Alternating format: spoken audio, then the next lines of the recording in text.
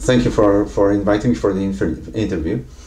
Well, it's just from out of curiosity. What made you to become conservative? You were a Liberal MP, a true grit.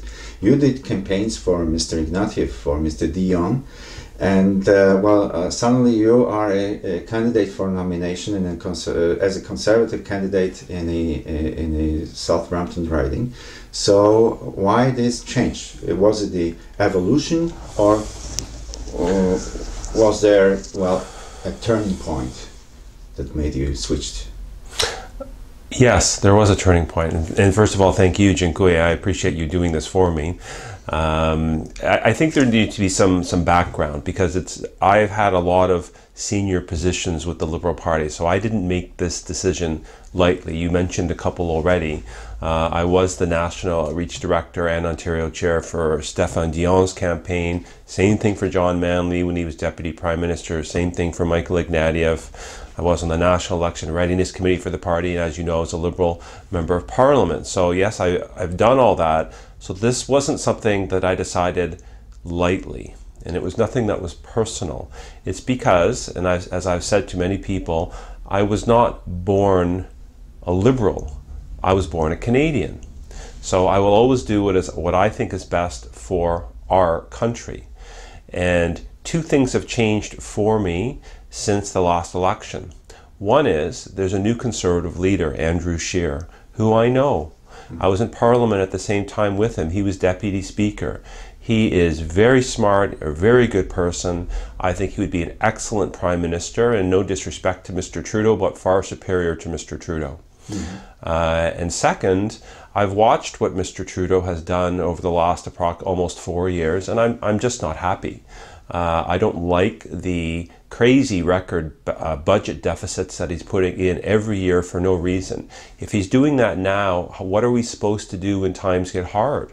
How are we going to afford to stimulate the economy like we're supposed to do when there's a recession, which will come?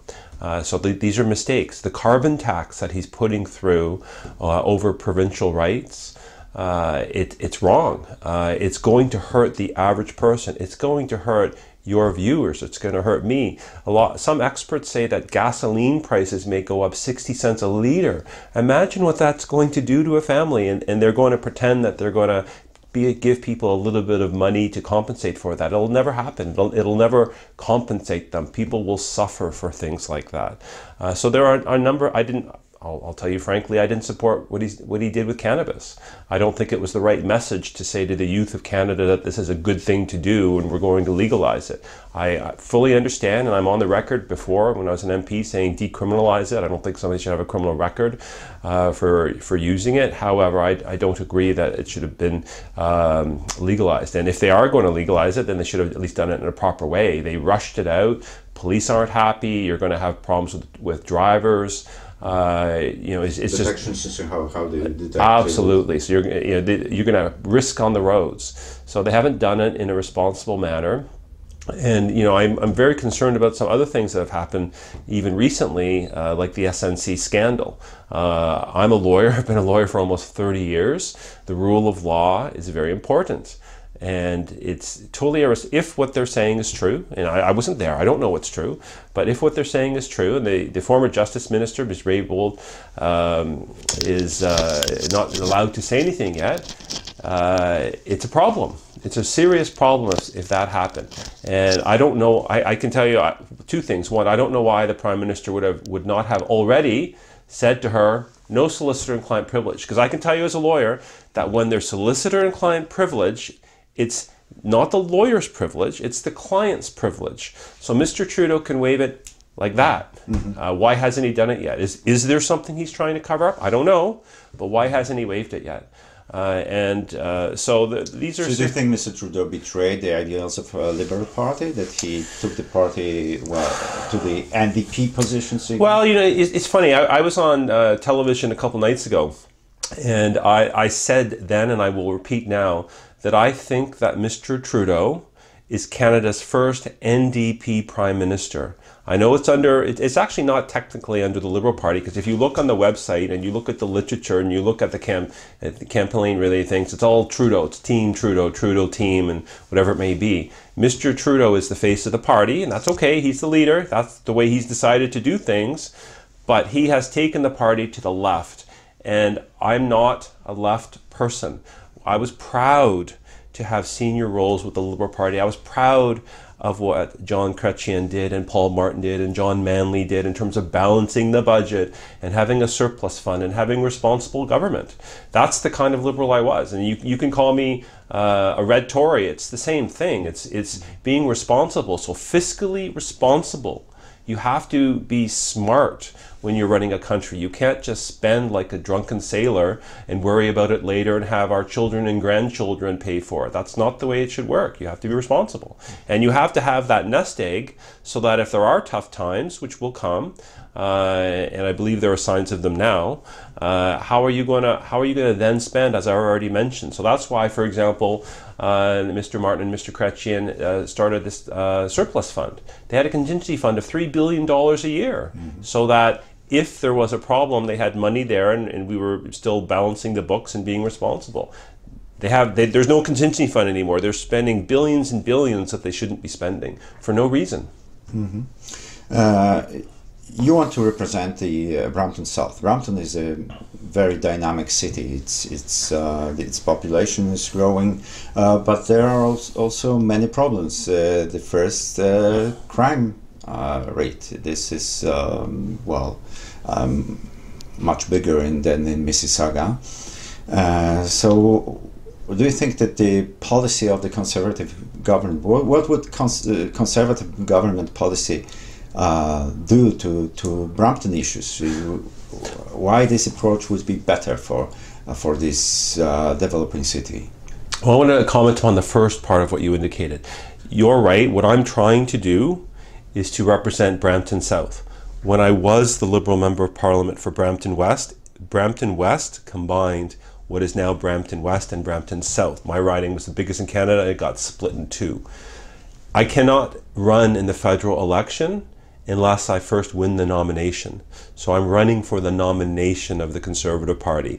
And I'm asking you and your viewers who have friends in Brampton South or happen to live in Brampton South, it's really simple. Go onto the website for the Conservative Party, conservative.ca, look to see if you live in Brampton South, sign up online so that when the nomination meeting is called, you can come out and vote for me.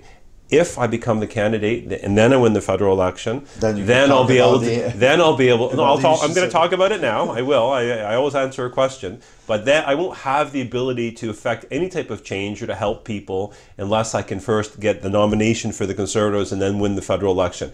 And if I were to get the nomination for Conservatives, then I would be fighting against the current Liberal incumbent Sonia Sadu. So my job would be to defeat her in the election and then to represent the constituents in Ottawa. So I do have that request of all of you, please go, and if you can sign up your friends, because I can't win without you. So I would appreciate that. And remember the things that I have a track record, and I'm going to get to your question. I always answer them. I know. We were building the church. Yes. I mean, we, the Polish community. Yeah, and you were there, and I helped with that. I went to Poland and Rome with Father Adam, and we visited Pope Benedict.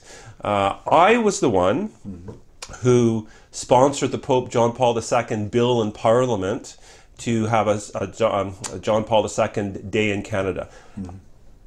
Parliament was defeated, therefore I was no longer a member of Parliament, therefore that bill died, therefore it was then sponsored the next time in the next Parliament by Mr. Lison. But in essence, and I'm not complaining, I'm glad he did it, right? And I like Vladislav, so there's no problem. But that was my bill that he took and sponsored, and I'm glad he did it, so it went through, because I wasn't a member of Parliament anymore. But I wanted to because you are of the Polish heritage, right? Yes, I'm first generation. Both my parents are from Krakow. Polish is my first language. I did the Polish dance group, Polish soccer, all of that. It's my community, our community. So I need the help of our community to go back and be able to do good things in Ottawa again. And it's the same thing. People ask me, all the time, why do you want to be a member of Parliament? Why do you want to leave your law firm that you own and go back into politics? It's the same answer that I gave all the time before: to do good.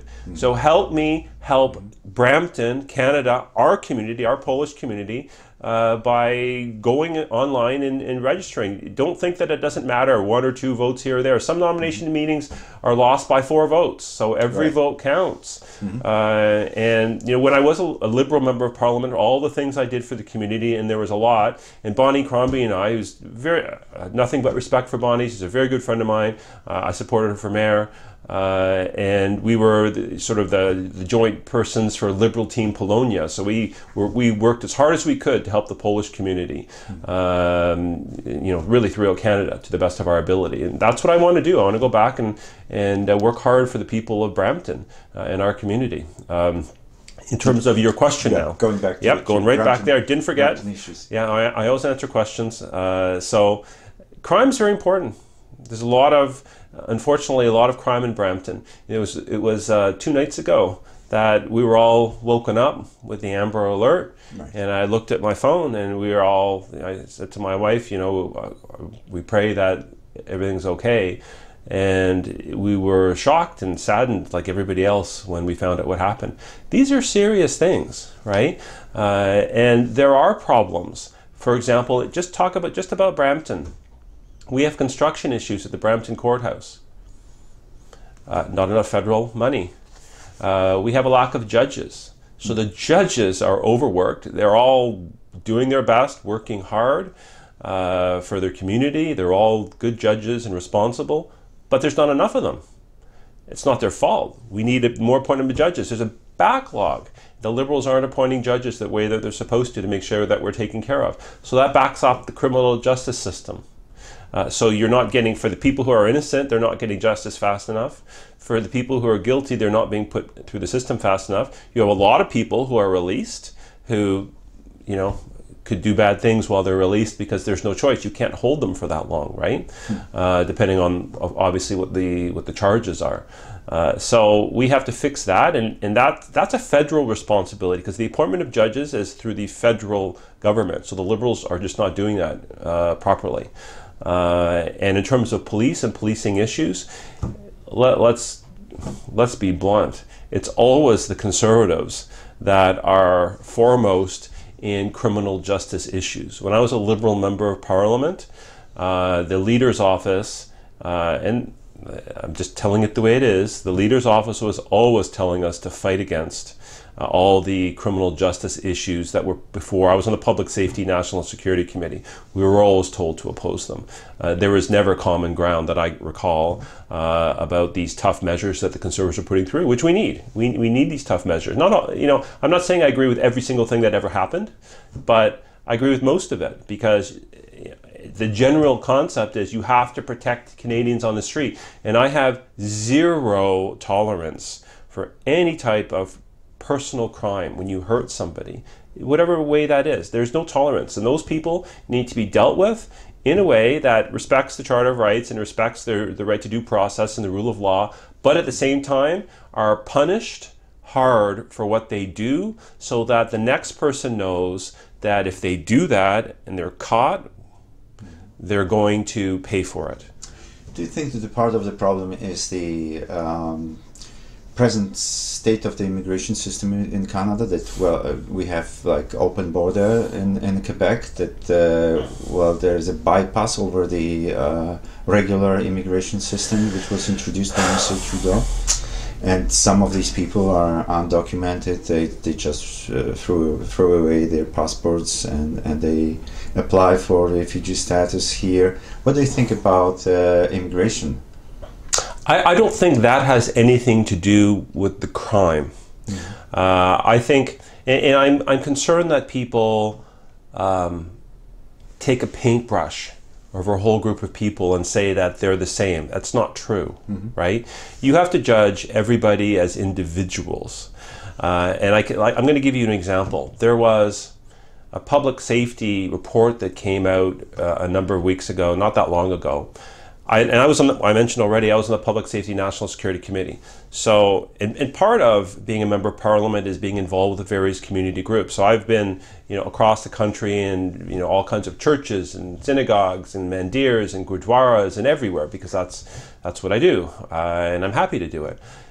So this report came out, and it targeted groups saying that, risks of extremism. And one of them that they said was, and I'm mentioning this because there's a huge population in Brampton South and in Brampton of South Asians. So they mentioned Sikh extremism.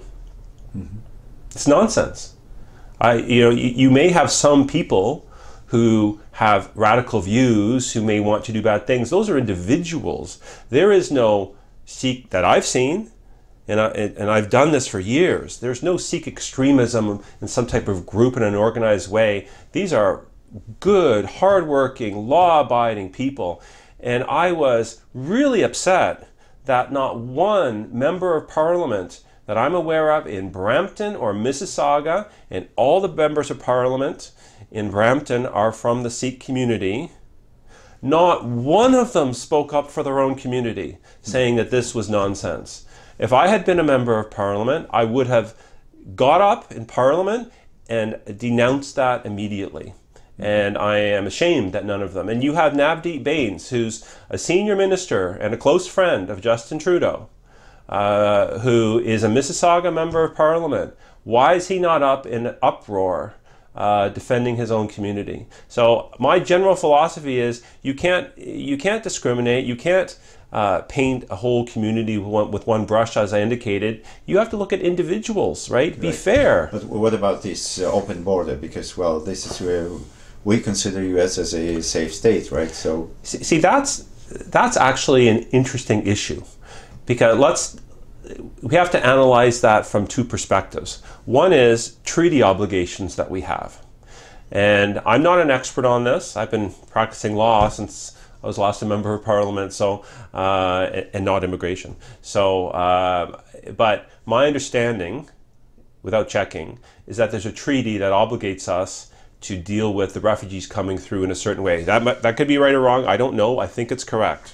And I was asking, one of the good things about what you should do as a politician is, when you don't know something, you should not be afraid to say, I don't know, right? And pretend that you know everything. It's not possible to know everything at all times, right? But the way I would deal with something like that if I was an MP is I would do just like what I do when I'm a lawyer. I research, I find out, I speak to experts, I get the information, I read as much as I can so that I understand everything, and then you make the right decision. So in terms of the treaty issue, I'm going to leave that alone because I think that's the answer, but I'm not 100% sure.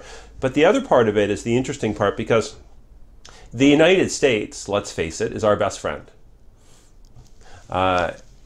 It's difficult to believe that persons who are already in the United States are at risk and should be able to claim refugee status in Canada. Now, if we have treaty obligations, that's a different issue. But just if you think about it in theory, how can it be that somebody who's already in the United States and safe, of course they're safe in the home of our American friends, would then claim refugee status in Canada? It seems a little unusual to me. So I'm not saying we shouldn't be fulfilling our treaty obligations, but I am saying, just to discuss the issue as if we were just all sitting in a living room as friends, it seems unusual to me that if people are already in the United States, that they would be able to claim refugee status in Canada.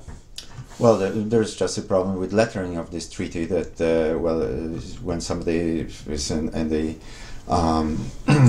lawful entrance to the country, then somebody cannot claim the refugee status. But when you are on this border and crossing the border legally, you can claim your status. But well, so it's just the wording of the treaty. Yeah, and I think, being a lawyer, I understand that why there are technical issues, but I think when you form policy, you have to start with sort of first principles down here, and then form the agreements, treaties, laws, whatever that may be.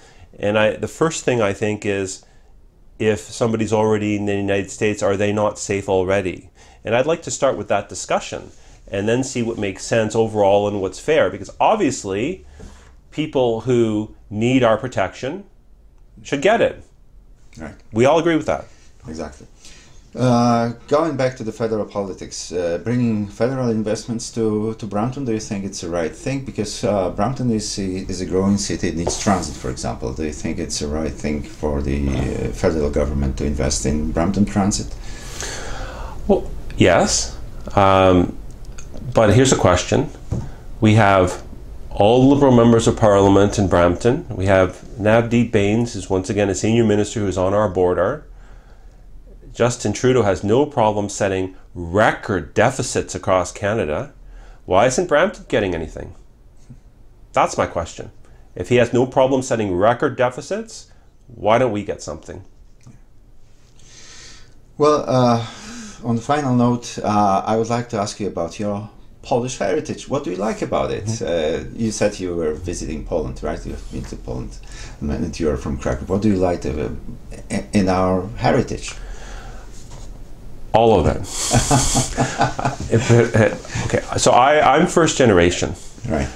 I remember, well, my first language is Polish. In my household, that's what I spoke. Mm-hmm. I remember when I went to kindergarten in Mississauga, not speaking English and having trouble when I was in kindergarten because of the fact that I went there speaking Polish. And then we lived in Mississauga, and my grandmother lived in St. Catharines. So we would visit there all the time, and St. Catharines had at the time a very strong Polish community, so there was a legion there. So we would go to that very often. I played on the we moved there for some small period of time. I played on the Polish Canadian Legion soccer team against the other groups. I was in a dance group. You know, the food, you know, my mother and my grandmother, I mean, they cooked from the Polish heritage. I did go to Poland. You know, it's funny because as a lawyer, I don't speak Polish. There's no, you practice law in English, mm-hmm. and I have Polish clients, and I'm very happy to have Polish clients, and I help them as much as I can in my broken Polish, but it's not perfect by any stretch. But when I deal with these various cases through the community, it always brings back great memories, because I think about all the things that I did and what I've helped, and you know, going to Poland. And when I was in Poland, as I was mentioning, after about 2 weeks, and I was there with Father Adam, and we had private meetings with Cardinal Ziewicz at the time, my Polish came flooding back. And after about 2 weeks, I was speaking Polish and understanding pretty well everything, and it was wonderful because it was my first language. But I don't really, obviously, once again, I don't really use it. So Greg's store up there, Euromax, I buy things there and bring them home for my kids, because we all love eating that food, because my wife's not Polish. Oh. So she doesn't cook Polish, but my mom does. So anyways, it's my culture, right? I was very, very proud to be elected as a first generation Polish Canadian member of Parliament. Very proud. It was very meaningful, and I did as much as I could for that community, and you know, helping with the church, and you know, meeting with Father Adam, and we had meetings with developers at the time. And I'm not going to take excessive credit for any of this. I did what I could, and when Father Adam asked me to come and help, I was there. And you know, all I can say is, if I'm blessed to be elected again, I will do everything I can for the Polish community with pride, and you know, from my heart, not because I think I have to, but from my heart. Thank you very much, sir, and all the best. Thank you very much, Dziękuję. We'll talk with you as a member of Parliament. Thank you very much. Sign up, please. I can't be one without you going to the website and please signing up and coming to vote at the nomination meeting. I need your help now so that I can help you later. Thank you very much. Thank you.